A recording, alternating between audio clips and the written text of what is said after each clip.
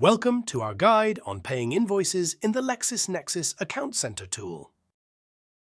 First, you can directly access the LexisNexis Account Center using your user ID and password.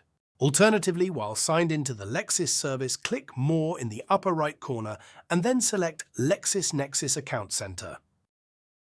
Once logged in, click Invoice and Payment at the top of the page and then select Invoices.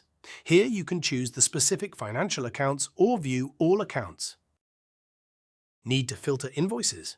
Select Show Open Items Only to see pending invoices. This feature ensures you focus on what is due, helping you stay organized and on top of your payments.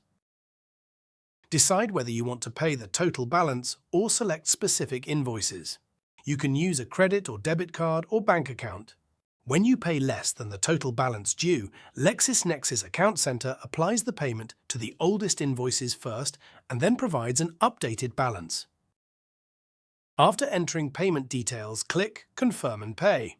Your payment will be processed. You will receive a confirmation message.